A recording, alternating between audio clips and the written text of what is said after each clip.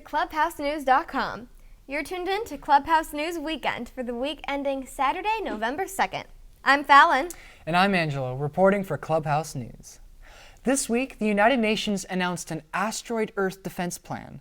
Now, what exactly is an Asteroid Earth defense plan? Well, it's just what it sounds like. Protect our planet from an asteroid smashing into it from outer space and ending the world as we know it. And yes, the United Nations is completely serious. It's like they've taken the 1980s Star Wars missile defense program, dreamed up by then President Ronald Reagan, which had Death Star satellites blasting nukes out of the sky, and combined it with the Bruce Willis movie Armageddon, in which a large asteroid is going to plow into the Earth.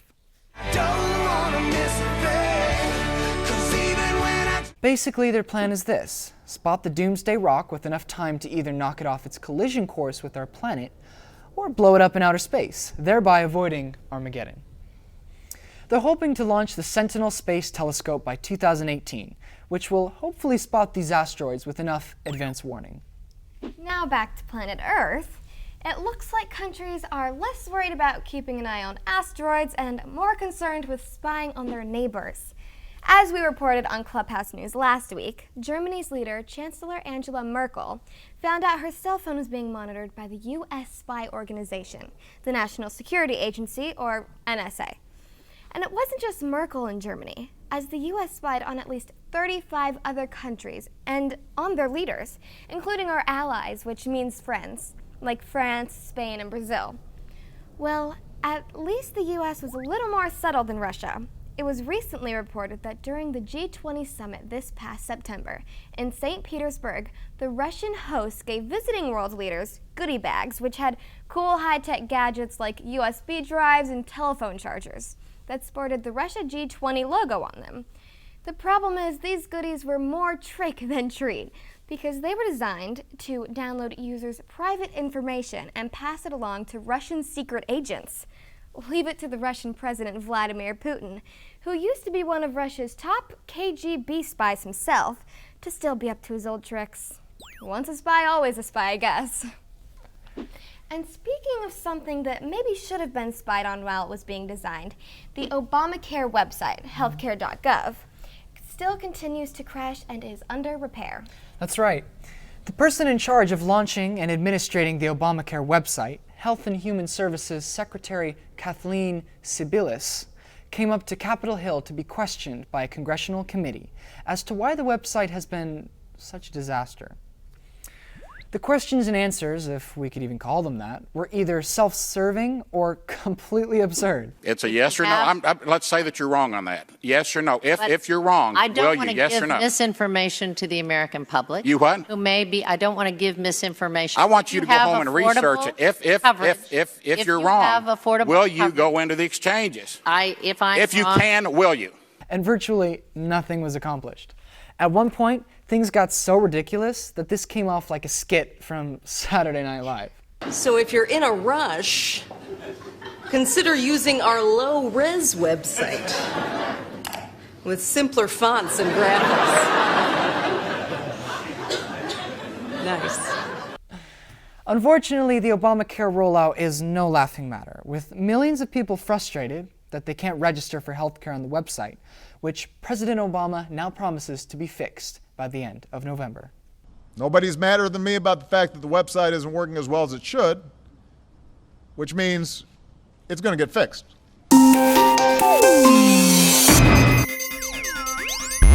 And now for some science and technology news. Guess what? Pretty soon, you just might be able to zip around town in a self-driving car. Yep. You'll be calmly flipping through a magazine with your feet up on the dashboard, enjoying the view from the comfort of the driver's seat. Over the past several years, automakers and innovative companies like Google have shown off a few really cool vehicles that are autonomous, meaning they drive themselves. While the technology is definitely advancing, tricky legal issues still need to be worked out. You know, like, if there's an accident, do you blame the human who isn't really driving or the computer company who didn't program things well? Tech-wise, one of the main parts still being perfected is the communication system between the self-driving cars. So they can shout, "Look out, I'm coming up your left."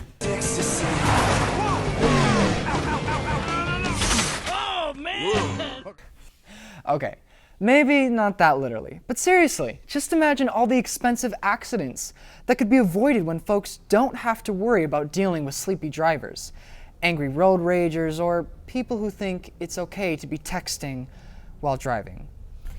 And now from above-the-ground transportation to the underwater kind. An underwater railway tunnel called the Marmaray just opened in Istanbul, Turkey. And it's the world's first to connect two continents, Europe and Asia. Located almost 200 feet below water, the tunnel cuts through the Bosphorus Strait. As for the commute between the two continents, it will only take about 4 minutes for the 8.5-mile trip. The Marmaray will also carry 75,000 passengers per hour, which is about 50 times more than a regular airplane can carry. Geez, that's a lot of people on one train. Switching it up now, let's see how jewelry can be useful. Now what if just one piece of jewelry could help you save oodles of money on electricity? Yes, I'm talking about the AC and heat that we crank up to cool off or get warm. Well, there's this new bracelet called Wristify, and it controls your body temperature with the flip of a switch. The Massachusetts Institute of Technology created this bracelet, knowing that the body reacts quicker to temperature on the skin than it does to a hot or cold room. And your wrist is the perfect spot because it affects the entire body. So jewelry's not just for looks anymore. It can actually be quite useful. Gotta love those high-tech wearables. And now from technologically advanced jewelry to smart pens. Do you ever get frustrated trying to take down notes in class and you can't keep up because your teacher's talking way too fast? Well, now you may not have to worry about that ever again. You see, this sleek, fancy-looking pen called the LiveScribe 3 Smart Pen turns your words into actions. What does this mean? Well, after you write down words in a special notebook, the notes transform into a digital version that can be read on an iPad. And get this, if you don't get a chance to write everything down, you can use the microphone on the iPad to record your teacher's lecture and listen to it later. But if you don't have an iPad, don't worry. The pen works just fine with the iPhone 4S, iPhone 5, and 5th generation iPods. If only they could invent a pen that takes down notes on its own.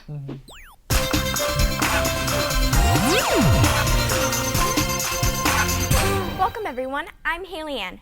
And now, some news on health and nutrition. My mom's always telling me to turn off my music when I'm studying because she says it's distracting. Well, sorry Mom, but it looks like I might be right for once. A new study from the College of Business at Illinois shows that some sounds and smells can actually help your memory. Yep, playing music at a medium volume can stimulate your brain and help you remember stuff.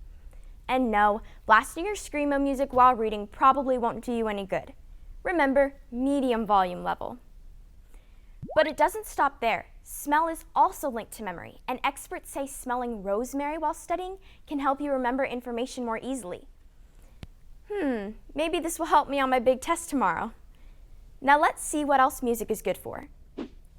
All those schools that are cutting out their music and art departments to save money for math and sciences better listen up. A new study from Michigan State University found that kids who engage in creative activities like music are more likely to be successful later on in life. It's found that high-achieving people, like business owners and inventors, usually have arts and craft skills that regular people don't. Man, I just knew I was destined for greatness when I learned how to play the drums on my desk with pens. And speaking of activities, some may not be good for your health. Did you know that the average kid spends 8 hours in front of a screen every single day? They watch TV, play on the computer, play games on the iPad or iPhone, Nintendo DDS. The list goes on and on. Experts say that too much media is linked to obesity and school problems, among other things, and that kids should only spend 2 hours a day watching TV or playing on other little electronic screens. They also say that we shouldn't have TV or internet access in our bedrooms. Well, since it's not good for me, I guess I'd be willing to let it go. And while we're talking about unhealthy habits, let's learn about some healthy ones. Fresh is always better, right? Not always. Frozen fruits and vegetables can be just as healthy as fresh produce, if not healthier. Light and air take away nutrients from fresh fruits and veggies, whereas frozen produce doesn't lose nutrients as fast. So nutritionists recommend buying fresh fruit and veggies when they're in season and frozen produce when it's out of season. You know that saying, don't put all your eggs into one basket? It kind of applies here. Eat frozen and fresh produce. But as we all know, candy is not on the list of healthy foods. With all of the chemicals and sugar they're made up of, your teeth can rot pretty fast. Not to mention that the risk for getting diabetes and becoming obese are higher with the more sugar we eat. So veggies are good and candy is bad. And speaking of candy, let's look at our next story about Halloween.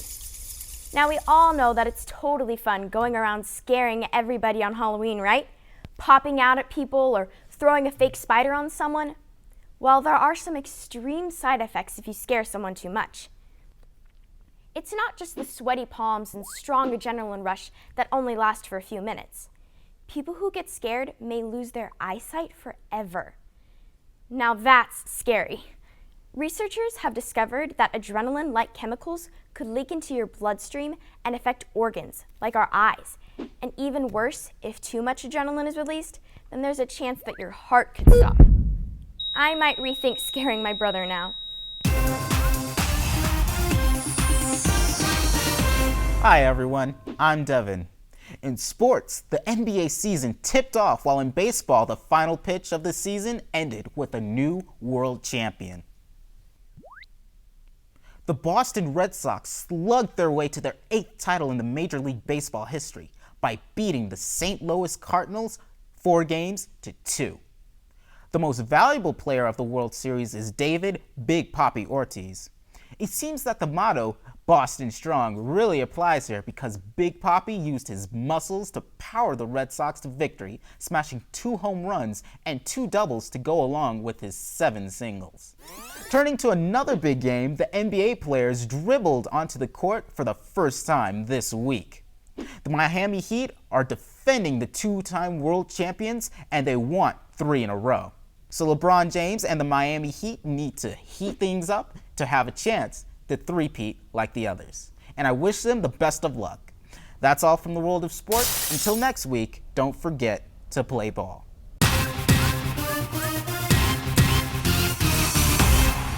Hi everyone, I'm Gabriella with this week's entertainment gossip. Big news this week. The Jonas Brothers just broke up. What? Did I hear myself correctly?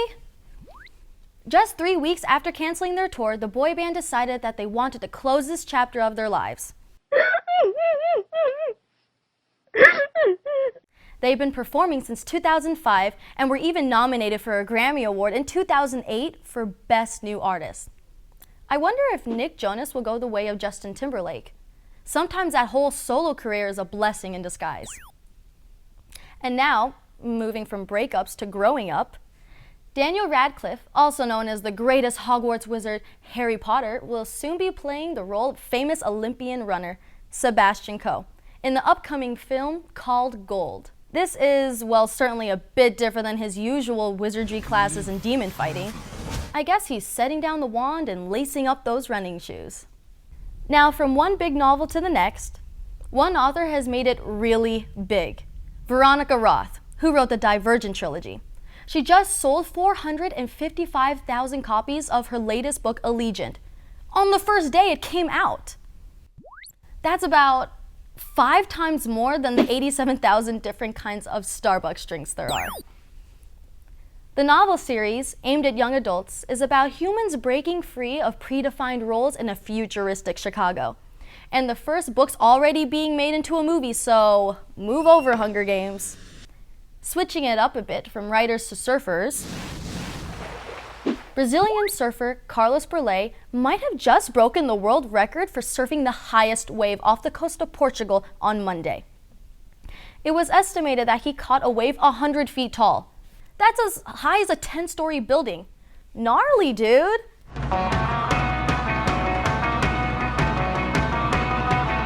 Changing it up for all of you Star Wars fans out there.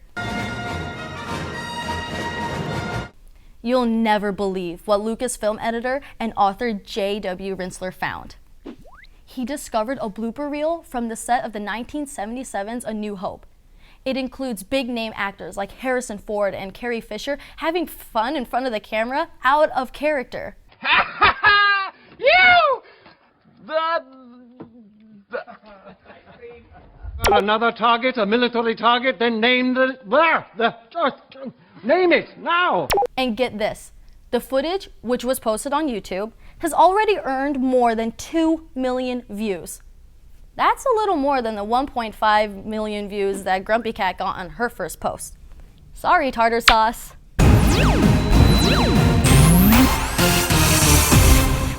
Hi everyone, I'm Sammy with news from around the world.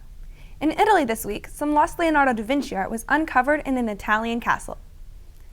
Dating back to the 1400s, da Vinci was an Italian painter, musician, mathematician, scientist, and much more. But he's mostly famous for his paintings like the Mona Lisa and the Last Supper. The illustration that was just found is only a picture of a tree root poking through some rocks. So what's the big deal about it, you ask? Well, even though it's not too exciting to look at, Leonardo da Vinci drew it, which is definitely cool in my book.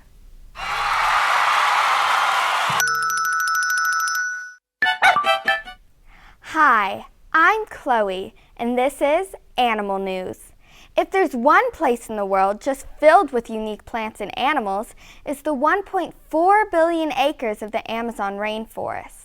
Research have found some really bizarre new species in the past few years, like a monkey that purrs like a cat when it's happy. They also discovered other species, like a lizard that has a cool flame pattern on its tail, a frog the size of my thumbnail, and a vegetarian piranha. I don't care if those veggie-loving fish skip out on meat. I still wouldn't stick my hand near them. Your hand, take it out of the water. Sadly, the Amazon rainforest is under threat of deforestation, which is when humans tear down natural wilds to make way for construction projects. Some of these newly discovered species can't be found anywhere else in the world, so hopefully they don't become extinct. So what did we learn this week? That the United Nations is making plans to defend our planet Earth from asteroids that may fall from space and cause a catastrophic event. That Obamacare could use some website care, while Kathleen Sebelius, the head of the government agency that's in charge of implementing Obamacare, doesn't really like having to answer questions, and doesn't want to have to use Obamacare herself. And finally, that pretty much all of the countries, including the USA, spy on other countries and even their own people. It's just that some countries are maybe a little less obvious about it than others. Remember to stay tuned in to what's happening by going to our website at www.clubhousenews.com. You'll find in-depth stories, videos, and much more. So until next week, stay on top of the world with clubhousenews.com.